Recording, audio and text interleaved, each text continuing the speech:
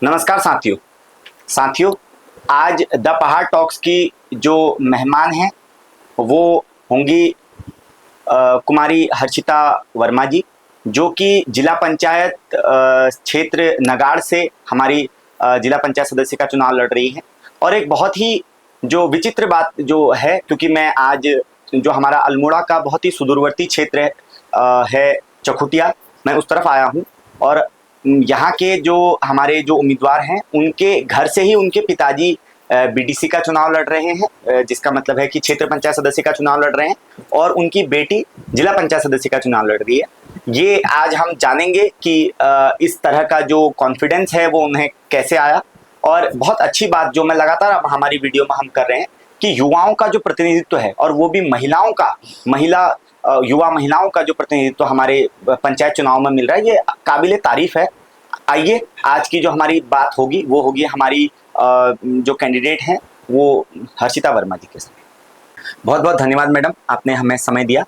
और मैं, क्योंकि मैं व्यक्तिगत रूप से काफ़ी खुश हूँ कि जैसा कि अल्मोड़ा से चकुटिया का जो मैं कहूँगा कि दूरी बहुत ज़्यादा है, और इससे ज़्यादा मानसिक दूरी और भी ज़्यादा है। जो हम एक कहेंगे कि जब मैं भी चकुटिया के लिए आ रहा था तो मुझे भी लग रहा था बहुत दूर होगा, लेकिन मैं बहुत खुश हूँ इस बात से कि बहुत नज़दीक है। अगर आप एक बार मन बना लें तो दूर कुछ भी नहीं है। तो सबसे पहले तो क्योंकि जो चुनाव का प्रचार चल रहा है, मैं समझता हूँ कि आप बहुत बिजी होंगी, और अभी तो हम बहुत रात में इसको शूट कर रहे हैं, तो ये अपने आप में दिखाता है। तो मैं आपका बहुत धन्यवाद ज्ञापित करता हूँ कि आपने हमें इतने शॉर्ट नोटिस पे आपने हमें समय दिया। धन्यवाद कि आपने मुझे अपने प्लेटफॉर्म में जगह दी आने के लिए। कि चकुटिया एक बहुत छोटा शहर है जहाँ पर आज तक शायद ही कोई आया है यहाँ पर अपना न्यूज़ चैनल लेके, या फिर तो आपने हमें मौका दिया कि हम अपनी चकुटिया की बात भी प्रशासन तक पहुँचाए। तो ये हमारा सौभाग्य है कि हम आपके चैनल के थ्रू ये चीज़ें बता पा रहे हैं लोगों को भी और अपने प्रशासन को भी। धन्यवाद मैडम। एक्चुअली हमने जब द पहाड़ टॉक्स की जब इस्टेब्लिश करने का, उसकी शुरुआत करने का जब सोचा था, तो हमने सोचा था कि हम आवाज़ बनेंगे उन क्षेत्रों की, क्योंकि मैं कहूँगा कि बड़े शहरों में बैठकर न्यूज़ चैनल चलाना बहुत आसान है, अपने घर में स्टूडियो खोलकर लोगों को बुलाना बहुत आसान है, लेकिन लोगों तक जाना और उनकी परेशानियों को वाकई अपनी नज़रों से देखना, और उन लोगों की आवाज़ बनना जिन तक कोई नहीं पहुँच रहा है। मैं कहूँगा बड़ा दुख होता है जानकर कि जब अल्मोड़ा शहर को अल्मोड़ा जिला समझ लिया जाता है, जबकि हमारा जिला बहुत बड़ा है। और ये मैं पूरे प्रदेश के लिए कहूँगा कि बहुत सुदूरवर्ती क्षेत्र। मेरा एक व्यक्तिगत मानना है मैडम कि जब तक हमारे देश की ग्राम पंचायतें, हमारे छोटे छोटे कस्बे, हमारे गांव मजबूत नहीं होंगे, तब तक हमारा देश मजबूत नहीं होगा। हमारे देश को विकसित करने के लिए हमारे गाँव का विकसित होना बहुत जरूरी है।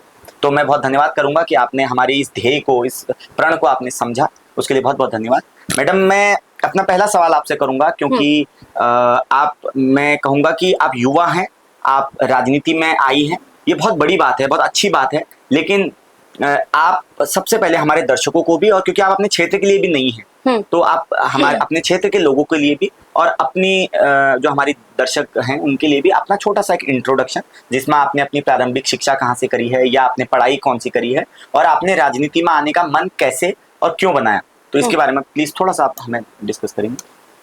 तो मेरा नाम हर्षिता वर्मा है, मैं बांसी से हूँ, और मैं अभी जिला पंचायत सदस्य के लिए उठी हूँ नागाड़ से। बाकी मैंने अपनी शिक्षा जो स्कूलिंग लाइफ बोलूँ तो मैंने नैनीताल से करी है, डॉन बॉस्को गर्ल्स कॉलेज से। उसके बाद मैंने अपनी कॉलेजिंग दिल्ली यूनिवर्सिटी से करी है, और मैं अभी फिलहाल मतलब मैंने मास्टर्स इन कॉमर्स करा है इग्नू से, Indira Gandhi national open university से। उसके बाद मैं अभी यहाँ से, मेरा ये फर्स्ट स्टेप है कि राजनीति में उतरना और लोगों को सेवा देना, क्योंकि हम बचपन से ही देखते आ रहे हैं सेवा करते हुए अपने पापा को, वो एक सामाजिक कार्यकर्ता है, तो उन्हीं से एक हमें हौसला मिला है इस चीज में उतरने का।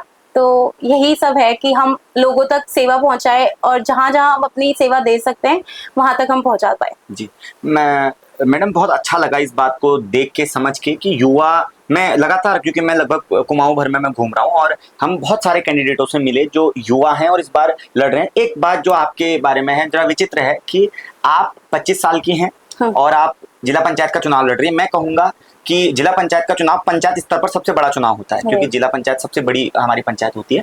तो आपके घर से आपके पिताजी क्षेत्र पंचायत का चुनाव लड़ रहे हैं, तो कहीं ना कहीं लोगों के बीच में एक विरोधाभास तो पैदा नहीं होता, या ये कहना कि आप कहीं आपको आपके पिताजी के सामाजिक जीवन में होने का एक फायदा तो नहीं मिला, कि अगर शायद आप एक नॉर्मल परिवार से होती या गैर राजनीतिक परिवार से होती तो क्या आप आज जिला पंचायत सदस्य का चुनाव लड़ पाती?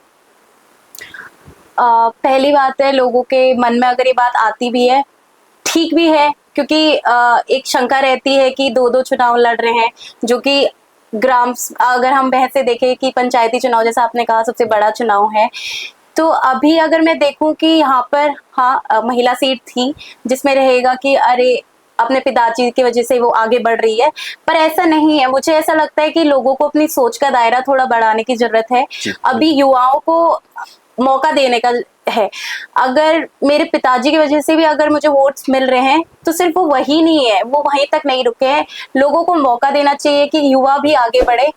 हाँ, उनका एक्सपीरियंस मेरे साथ जुड़ा है, वो मुझे कहीं कहीं मैं लैग करूंगी, कहीं मुझे नहीं समझ आएगा, तो वो मुझे वहां पुश करेंगे कि हाँ ये चीज है। और हम अपने घर से ही सबसे पहले सीखते हैं कि कैसे रहना है। अब हम अपने घर पे इकट्ठा रहेंगे, तभी हम बाहर भी सब लोगों को इकट्ठा कर पाएंगे। तो मेरा मानना यही है कि अभी लोगों को, युवाओं को आगे करने की जरूरत है। हम पढ़े लिखे हैं, शायद हम भी अपने ग्राम सभा को आगे ले जा सके, अपने ब्लॉक तक बिल्कुल, बिल्कुल, बिल्कुल। अपनी बातें अपने प्रशासन तक रख सके। जी, बहुत अच्छा लगा मैडम, क्योंकि जो हमारे युवाओं की जो क्लैरिटी है वो धीरे धीरे, मैं कहूंगा कि कुछ समय पहले तक मतलब युवाओं की जो थॉट प्रोसेस थी इतना क्लियर नहीं थी। और एक मैं कहूंगा एक बहुत बड़ा मिथक जो है वो ये था कि राजनीति एक दलदल है, बेटा इनसे दूर रहो, जो माता पिता कहते हैं। मुझे बहुत खुशी होती है कि आपके पिताजी ने आपको सपोर्ट करा और आज आप उनके अनुभवों का फायदा लेंगी। तो मैं जो मेरा दूसरा प्रश्न होगा मैडम आपसे, वो ये है, क्योंकि आप एक तो पहली बार चुनाव लड़ रही हैं, जो मैं लगातार इस बात को कह रहा हूँ। दूसरा, आपका क्षेत्र, क्योंकि जिला पंचायत का क्षेत्र अपने आप में बहुत बड़ा होता है, और जितना हम सुदूरवर्ती क्षेत्रों में जाते हैं, जितना हम रूरल इंडिया में जाते हैं, उतना ये क्षेत्र और बड़े हो जाते हैं, क्योंकि कनेक्टिविटी की दिक्कत होती है। और क्योंकि जिला पंचायत जो है, मेरी समझ में बड़े बड़े ग्राम पंचायतों का सिलेक्शन होता है, काफी ग्रुप हाँ ग्राम पंचायत होती है। तो आप अपने क्षेत्र को कैसे, क्या, क्योंकि आप लगातार घूम रही हैं, तो आपको क्या क्या वहाँ परेशानियां आपको लगता है कि हैं आपके क्षेत्र में? हमारे क्षेत्र में, जैसे मैं अभी आजकल घूम ही रहे हैं हम लोग रेगुलर, अभी 10 दिन से हम लोग प्रचार में जा रहे हैं, तो बहुत समस्याएं हैं जो देखा जा रहा है। कहीं पानी की समस्या है, कहीं स्वास्थ्य की समस्या है, कि लोगों को दवाई लेने के लिए आना है तो उन्हें दूर आना है, पैदल रास्तों में आना है, सड़क नहीं है उनके पास।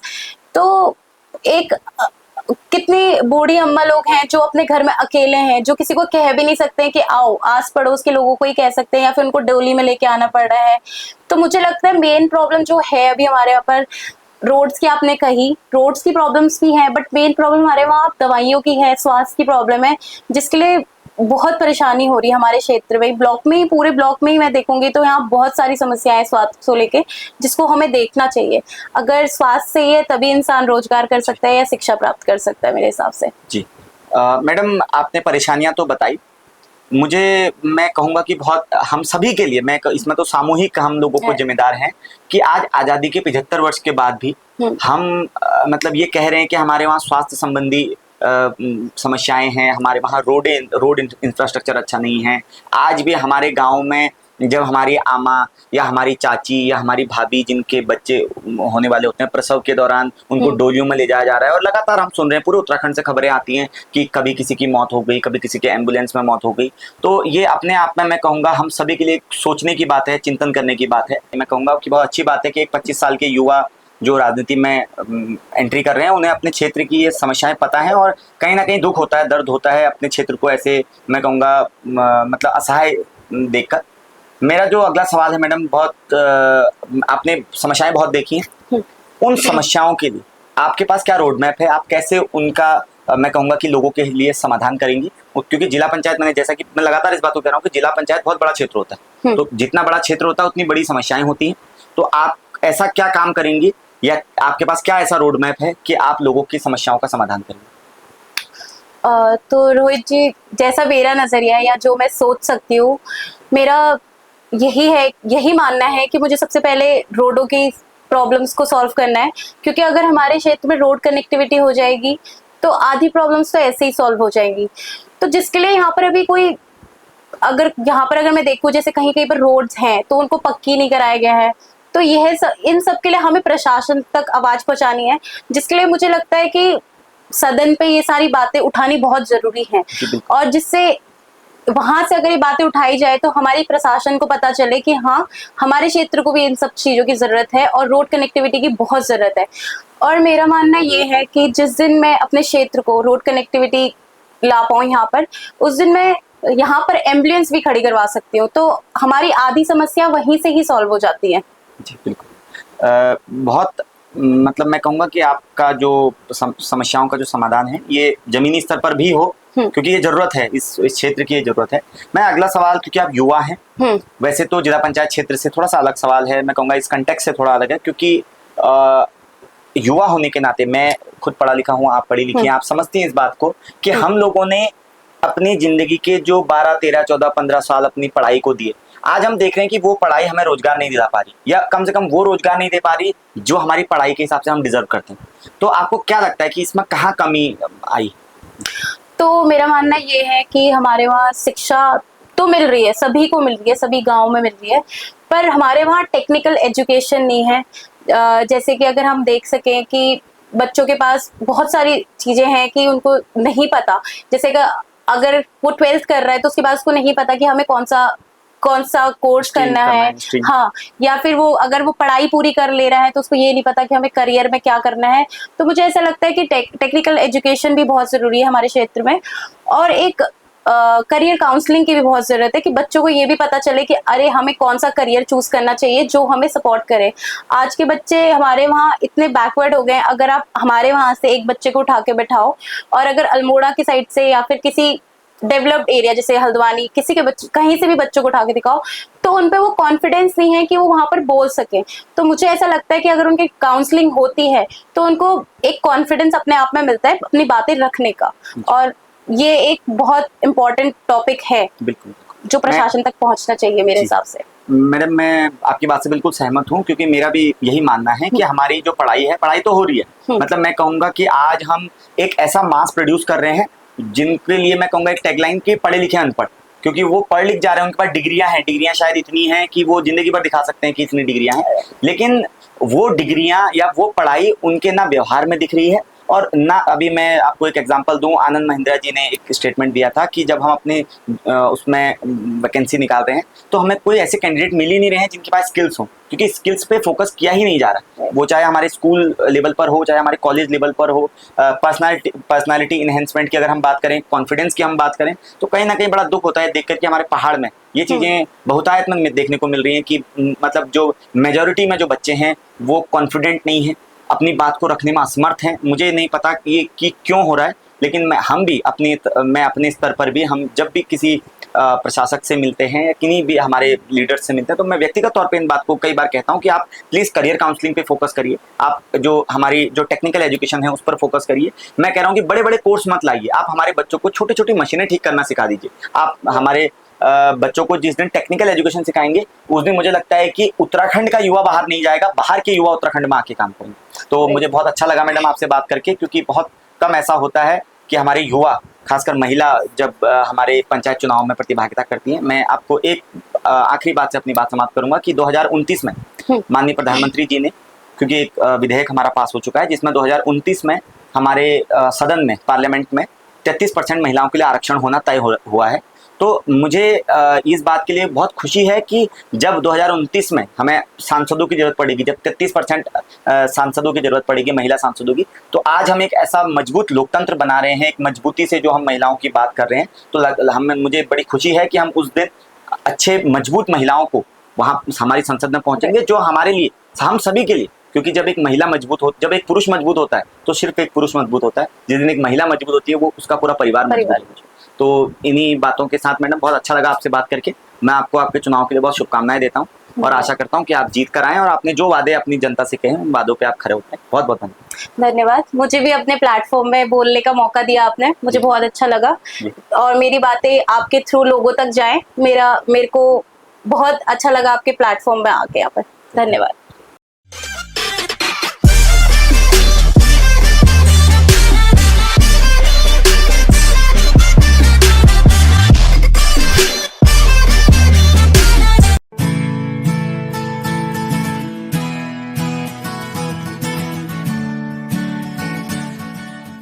नमस्कार द पहाड़ टॉक्स के सभी दर्शकों को। मुझे बहुत अच्छा लगा कि हमारे पहाड़ों पे भी एक ऐसा चैनल आया है जिससे हमारे छोटे छोटे क्षेत्रों की आवाज़ों को भी, हमारे पहाड़ों की आवाज़ को भी आगे बढ़ाया जा रहा है। और मुझे बहुत अच्छा लगा द पहाड़ टॉक्स एक आगे को ये एक कदम उठा रहा है अपने थ्रू कि हमारी बातें आगे लोगों तक भी पहुंचाई जाए और प्रशासन तक भी पहुंचाया जाए। और आप सभी इसको लाइक करें, सब्सक्राइब करें और इनके पेज को फॉलो भी करें। धन्यवाद।